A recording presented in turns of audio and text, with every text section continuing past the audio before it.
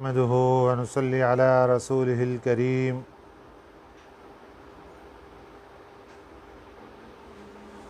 پارہ نمبر 16 سورہ کہف آیت نمبر 83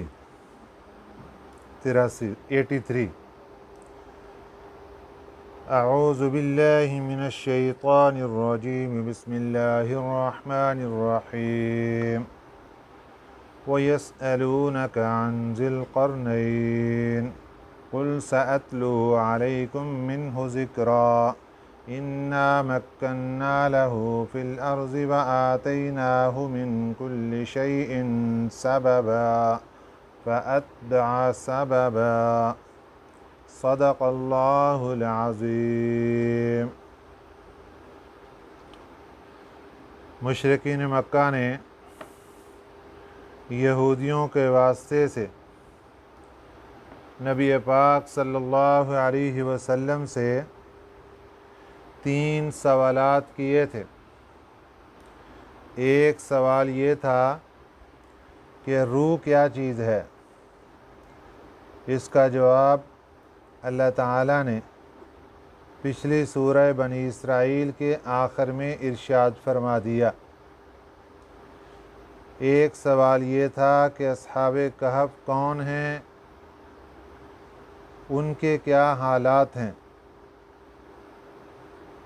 اس کا جواب اسی سورہ مبارکہ میں پچھلے اسباق میں گزر چکا۔ تیسرا سوال یہ تھا کہ ذوالقرنین بادشاہ کے حالات بتائیے۔ آج کے سبق میں اللہ تعالیٰ ان کے اس سوال کا جواب ارشاد فرما رہے ہیں۔ ذوالقرنین بادشاہ یہ ایک مسلمان عادل نیک دل بادشاہ تھا۔ روئے زمین پر حکومت کرنے والے بادشاہوں میں 4 بادشاہ ایسے گزرے ہیں جنہوں نے پوری دنیا پر حکومت کی ہے۔ بہت بڑی بڑی حکومتیں ان کی ہوئی ہیں۔ ان میں سے 2 تو کافر بادشاہ ہیں۔ ایک بادشاہ حضرت ابراہیم علیہ السلام کے زمانے میں نمرود، جب آپ کی پیدائش ہوئی اور جس نے آپ کو آگ کے اندر ڈالا، نمرود بادشاہ۔ نمبر 2 بخت نصر نامی بادشاہ۔ یہ 2 بادشاہ تھے جو کہ کافر ہیں اور پوری دنیا پر انہوں نے حکومت کی ہے۔ اب 2 بادشاہ وہ جو کہ مسلمان ہیں، نیک عادل ہیں اور انہوں نے پوری دنیا پر حکومت کی، ان میں ایک ہیں حضرت سلیمان علیہ السلام اللہ کے نبی، اور دوسرے ہیں ذوالقرنین جن کا تذکرہ آج کے سبق میں ہو رہا ہے۔ ان کو ذوالقرنین کہنے کی وجہ کیا ہے؟ اس کی ایک وجہ تو مفسرین اکرام نے یہ لکھی ہے کہ قرن کہتے ہیں زمانے کو۔ ان کو اللہ تعالیٰ نے بڑی لمبی حکومت عطا فرمائی تھی، لمبے زمانے تک حکومت عطا فرمائی، اس لیے ان کو ذوالقرنین کہتے ہیں۔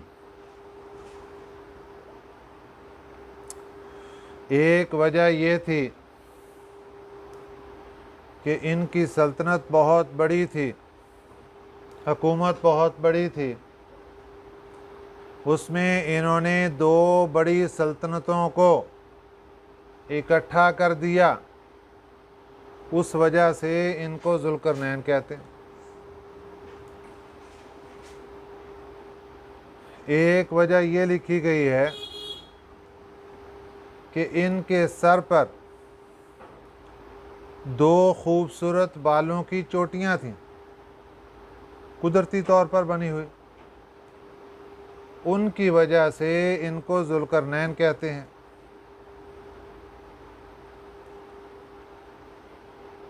ذوالقرنین نام کے 2 بادشاہ زیادہ معروف ہیں۔ ایک بادشاہ حضرت عیسیٰ علیہ السلام سے 300 سال پہلے گزرے ہیں۔ ان کا لقب بھی سکندر تھا، اور یہ مسلمان بادشاہ نہیں تھے بلکہ یہ مشرک تھے۔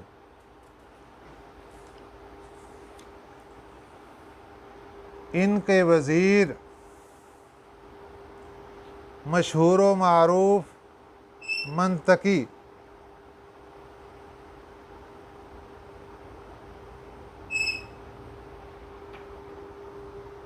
ان کے وزیر تھے ذوالقرنین کے،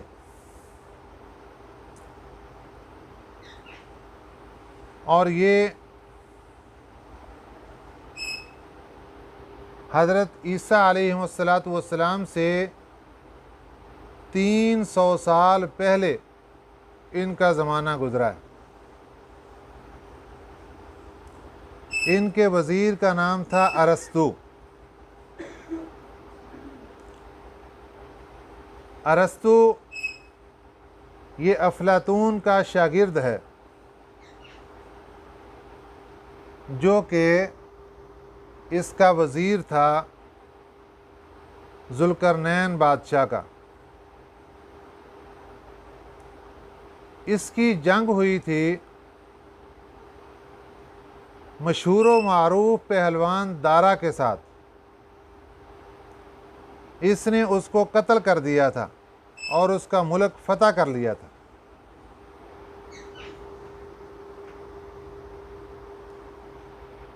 اور بھی اس کے مختلف احوال ہیں۔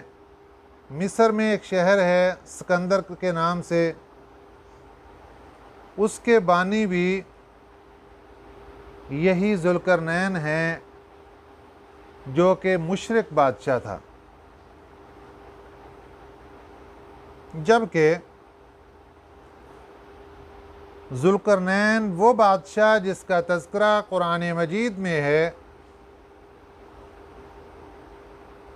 یہ اس ذوالقرنین بادشاہ سے 2000 سال پہلے دنیا میں آئے۔ ان کا زمانہ 2000 سال پہلے کا ہے۔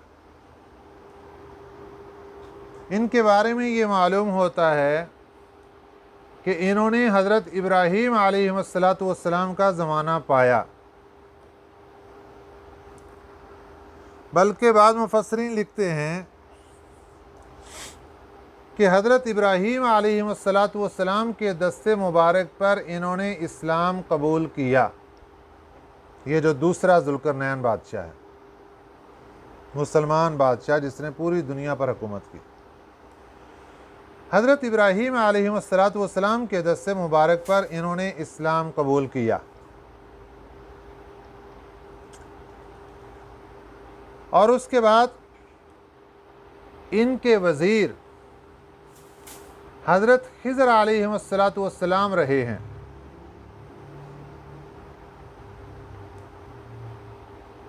اس بادشاہ ذوالقرنین نے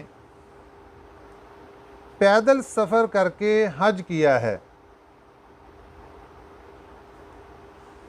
جب یہ حج کے لیے پہنچے تو حضرت ابراہیم علیہ السلام وہیں مکہ مکرمہ میں تشریف فرما تھے۔ جب آپ کو علم ہوا کہ بادشاہ ذوالقرنین حج کے لیے مکہ مکرمہ آ رہے ہیں، تو حضرت ابراہیم علیہ السلام نے اس نیک دل بادشاہ کا مکہ مکرمہ سے باہر نکل کر استقبال بھی فرمایا۔ اور اللہ کے پیارے خلیل حضرت ابراہیم علیہ السلام نے ان کے لیے دعا بھی کی، ان کو کچھ وصیتیں بھی دیں اور نصیحتیں بھی ارشاد فرمائیں۔ حضرت ابراہیم علیہ السلام کے ساتھ مل کر انہوں نے طواف کیا اور پھر قربانی کا فریضہ بھی ادا کیا۔ یہ ہیں ذوالقرنین بادشاہ، بہت ہی نیک دل، رحم دل، عادل انسان تھے۔ اللہ تعالیٰ نے ان کو بہت بڑی حکومت، بہت بڑے خزانے اور دنیا میں کیا کچھ عطا کر رکھا تھا۔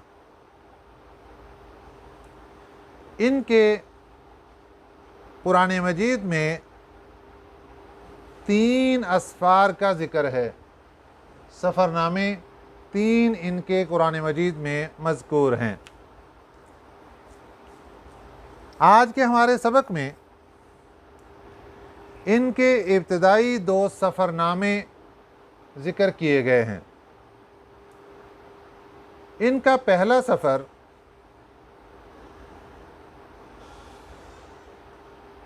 مغرب تک ہوا، یہاں پر جا کر سورج غروب ہو رہا ہے، اور ان کا سفر کوئی سیر و تفریح کا نہیں تھا بلکہ جنگ کا سفر ہوتا تھا۔ علاقے فتح در فتح کرتے ہوئے یہ اس مقام تک پہنچے جہاں جا کر سورج غروب ہو رہا تھا، یعنی دنیا کے آخری کنارے تک۔ غروب ہونے سے مراد یہاں پر یہ ہے کہ ان کو وہاں پہ سورج چھپتا ہوا نظر آیا کہ سورج یہاں سے غروب ہو رہا ہے۔ لیکن حقیقی بات یہ ہے کہ چونکہ زمین گول ہے اور سورج کو اللہ تعالیٰ نے زمین کے گرد گھومنے کا حکم ارشاد فرمایا اور اس کو ایک روٹ اور میپ عطا فرمایا ہے جس کے اوپر سورج کی ڈیوٹی ہے کہ اس نے چلتے رہنا ہے۔ اب اس زمین کے گرد گھومنے میں سورج چلتے چلتے جب کسی ملک کے کنارے پہنچتا ہے تو وہاں پر سورج ان کو طلوع ہوتا نظر آتا ہے۔ جب چلتے چلتے اس ملک سے، اس کی حدود سے سورج آگے گزرتا نظر آتا ہے تو ان کو سورج غروب ہوتا نظر آ رہا ہوتا ہے۔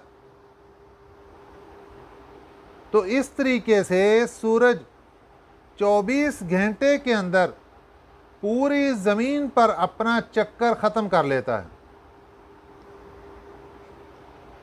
اب آج اس وقت یہاں پہ سورج اپنے جوون پر آ رہا ہے، اور کتنے مقام، جو زمین گول ہے نا گیند کی طرح، تو سورج زمین کے اس طرف ہے ابھی اور دوسری طرف رات پڑ چکی ہے اور لوگ سو رہے ہیں۔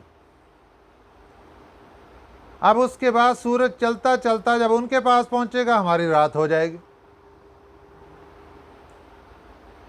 خیر، ذوالقرنین بادشاہ اس مقام تک پہنچا فتوحات کرتے ہوئے جہاں پر سورج غروب ہو رہا تھا، اور وہاں پہ ان کو ایک قوم کا سامنا ہوا۔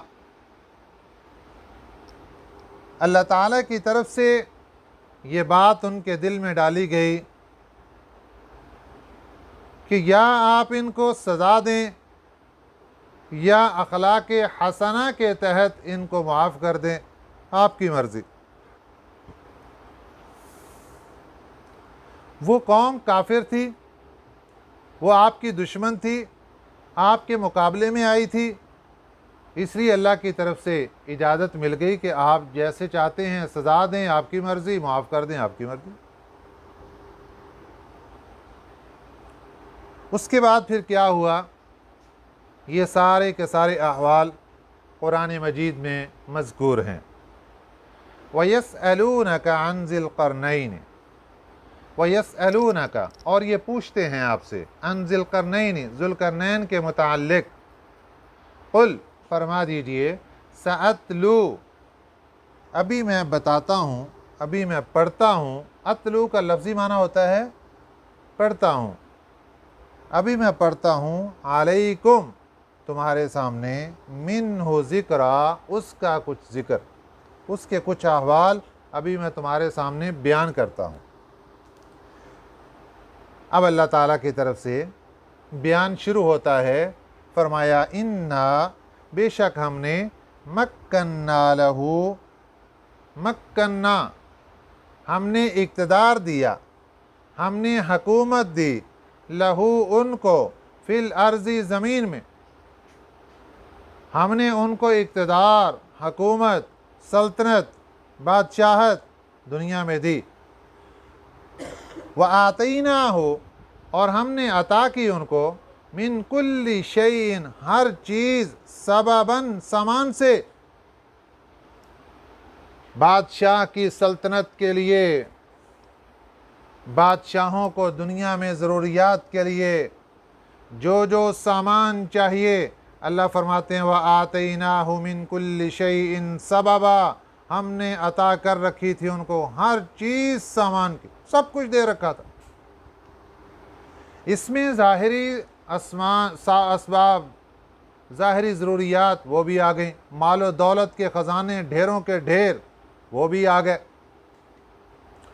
اور اس کے ساتھ ساتھ دنیاوی نظام چلانے کے لیے فہم و فراست، عقل و شعور وہ بھی سب کچھ آ گیا۔ اللہ فرماتے ہیں سارے اسباب سلطنت چلانے کے، دنیاوی نظام کے، وہ سب کچھ ہم نے ان کو عطا کر رکھا تھا۔ فَأَتْبَعَ سَبَبًا فَأَتْبَعَ پھر وہ چل پڑا، سببا ایک سامان کے ساتھ، اتبع کا معنی ہوتا ہے پیچھے چلا ایک سامان کے، یعنی وہ فتوحات کے لیے چلتا ہوا سفر اس کا شروع ہوا، حتیٰ یہاں تک کہ اذا بلغا جب وہ پہنچا مغرب الشمس سورج کے ڈوبنے کی جگہ، ذوالقرنین بادشاہ فتوحات کرتے کرتے سورج کے ڈوبنے کی جگہ پہنچا، وجدہا پایا اس نے، تغرب کہ وہ سورج ڈوب رہا ہے، فی عین حمیۃ، حمیۃ کہتے ہیں سیاہ رنگ کو، عین کہتے ہیں چشمے کو، ایک سیاہ چشمے میں سورج غروب ہوتا ہوا ان کو نظر آیا۔ یہاں پر مراد اس سے یہ ہے کہ سیاہ ندی، سیاہ رنگ کا پانی، وہاں پر ان کو سورج ڈوبتا نظر آیا۔ حمیہ کا جو حمیۃ جو لفظ ہے، اس کی اگر لفظی معنی پر ہم غور کرتے ہیں تو پانی کے نیچے جو دلدل ہوتی ہے سیاہ رنگ کی بنی ہوئی، جس کی وجہ سے پانی کا اوپر رنگ بدل جاتا ہے، اس کو کہتے ہیں حمیۃ۔ اس دلدل والی جو ندی تھی، جو چشمہ تھا، وہاں ان کو سورج ڈوبتا نظر آیا۔ مفسرین اکرام نے اس کی تفسیر یوں لکھی ہے کہ سمندر تھا اور سمندر کا پانی اس مقام پر سیاہی مائل تھا، زیادہ سیاہی مائل رنگ تھا پانی کا، جہاں پر سورج اس وقت ان کو ڈوبتا ہوا نظر آیا، حالانکہ وہ ڈوب نہیں رہا تھا، وہ دنیا کا آخری کنارہ تھا، اینڈ تھا۔ اس مقام پر جا کر وجدہ پایا انہوں نے، عندہا اس کے پاس، قوماً ایک قوم کو، قلنا ہم نے کہا، یا ذا القرنین اے ذوالقرنین، اما ان تعذب یا تو آپ سزا دیں ان کو، وَإِمَّا أَن تَتَّخِذَ فِيهِمْ حُسْنًا یا آپ بنا لیں ان کے ساتھ حسنہ اچھا برتاؤ، اخلاق حسنہ، اور اچھے برتاؤ کے ساتھ آپ ان کے ساتھ پیش آئیں۔ اچھے برتاؤ سے مطلب یہاں پر یہ ہے کہ یہ کافر قوم ہے، یہ دشمن ہے، اور یہ آپ کے مقابلے کے اندر آ کر کھڑی ہوئی۔ آپ کو اختیار ہے، چاہے آپ ان کو سزا دیں، قتل کر دیں، چاہے آپ ان کے ساتھ اخلاق حسنہ کے ساتھ، اچھی خوبی کے ساتھ پیش آئیں۔ مراد کیا ہے کہ آپ ان کو دعوت دیں، اسلام کی دعوت دیں، اور اس کے بعد اگر قبول کر لیتے ہیں تو اچھا معاملہ، نہیں قبول کرتے تو دوسرا معاملہ۔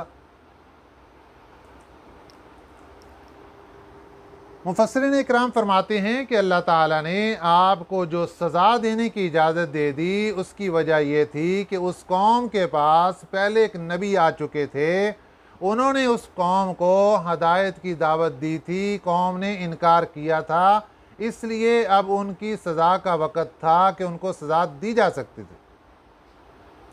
اس لیے ذوالقرنین بادشاہ کو یہ اللہ تعالیٰ کی طرف سے اجازت مل گئی، آپ چاہیں تو ان کو سزا دے سکتے ہیں، اور چاہیں تو آپ اخلاق حسنہ، اچھی بات ان کے ساتھ کر سکتے ہیں کہ پہلے اسلام کی دعوت دے دیں، مان لے ٹھیک، نہیں مانتے تو پھر اس کو سزا دیں۔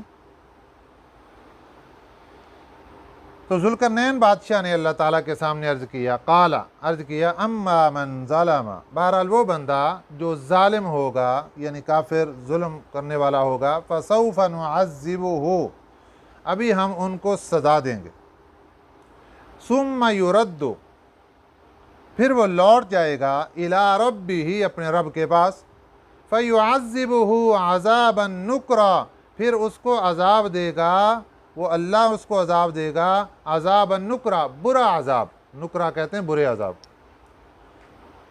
اللہ پھر اس کو برا عذاب دے گا۔ یعنی بات تفصیل کیا ہوئی کہ ہم ان کو ابتدائی طور پر تو اسلام کی دعوت ان کے سامنے رکھیں گے، اللہ کی فرما برداری کو بیان کریں گے، اگر یہ لوگ مان جائیں گے تو ٹھیک ہے، نہیں مانتے، جو ظالم رہیں گے ہم ان کو سزا دیں گے، سزا سے مراد یہاں کہ ہم ان کو قتل کر دیں گے، پھر وہ اللہ میاں کے پاس پہنچیں گے، اور پھر اللہ ان کو برا عذاب دیں گے، اللہ کی طرف سے جو جہنم کی سزا اور عالم برزخ کی سزا وہ الگ ہوگی۔ وَأَمَّا مَنْ آمَنَ، بہرحال وہ لوگ جو ایمان لے آئیں گے، وَعَمِلَ صَالِحًا، اور اچھے اعمال کریں گے، فَلَهُ جَزَاءً الْحُسْنَى، ان کے لیے بدلہ ہوگا بھلائی کا، جزا کہتے ہیں بدلے کو، حسنہ بھلائی، ان کے لیے بھلائی کا بدلہ ہوگا، یعنی ہماری طرف سے ان کے ساتھ اخلاق حسنہ اور اچھائی اور بھلائی کے ساتھ معاملات ہوں گے۔ وَسَنَقُولُ لَهُ، اور عنقریب ہم ان کو حکم دیں گے، عنقریب ہم ان کو کہیں گے، من امرنا، اپنے حکم سے، یسرا، آسانی، یعنی ہمارے ان کے ساتھ آسانی والے احکامات ہوں گے، ہماری طرف سے ان کو کسی قسم کی کوئی پریشانی نہیں ہوگی، جو لوگ ایمان لے آئیں گے اور اسلام قبول کر کے اللہ تعالیٰ کی فرما برداری میں آ جائیں گے۔ یہ ان کا پہلا سفر نامہ تھا، جو کہ چلتے چلتے یہ فتوحات کرتے کرتے مغرب تک پہنچ گئے، زمین کے آخری کنارے تک۔ اس کے بعد انہوں نے دوسرا سفر وہاں سے شروع کیا۔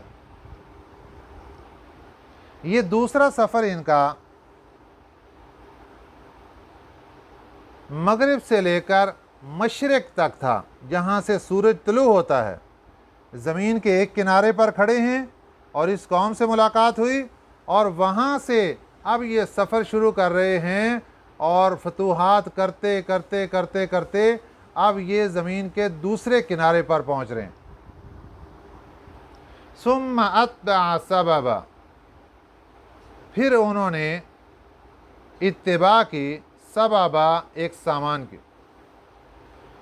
سامان کے پیچھے لگے وہ، حتیٰ، یہاں تک کہ اذا بلغ، جب وہ پہنچے، مطلع الشمس، سورج کے طلوع ہونے کی جگہ پر، وجدہا، پایا اس کے بعد، تطلع علی قوم، کہ وہ سورج طلوع ہوتا ہے ایک قوم پر، لم نجعل لہم، نہیں بنائے ہم نے ان کے لیے، من دونہا سترا، اس سورج کے علاوہ کوئی حجاب۔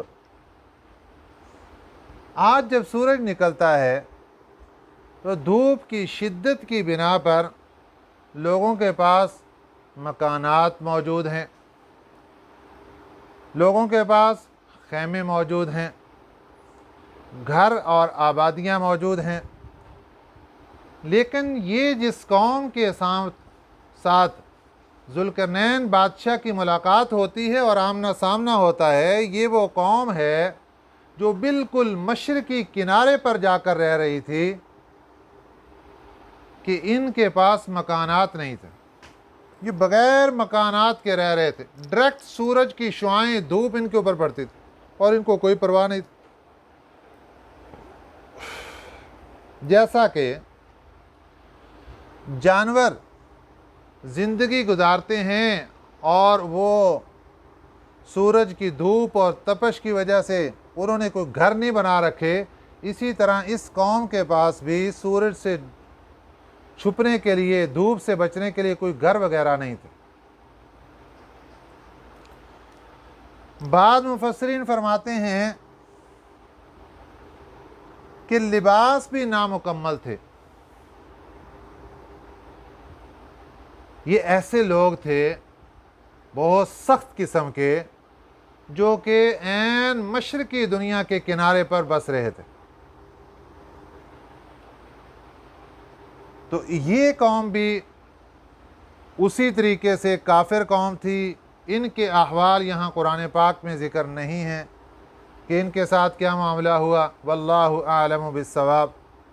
کذالک، اسی طرح ہم یوں ہی بیان کر رہے ہیں ذوالقرنین بادشاہ کے احوال۔ وقد احطنا، تحقیق ہم نے احاطہ کر رکھا ہے، بما لدیہ، بما ان چیزوں کا، لدیہ جو اس کے پاس تھیں، جو ذوالقرنین بادشاہ کے پاس تھیں، خبرا، خبر کے، خبروں کی جتنی بھی اخبار تھی، جتنے بھی احوال تھے، جتنے بھی معاملات تھے، اللہ فرماتے ہیں ہم نے سب چیزوں کا احاطہ کر رکھا ہے اور ہمیں تمام احوال معلوم ہیں۔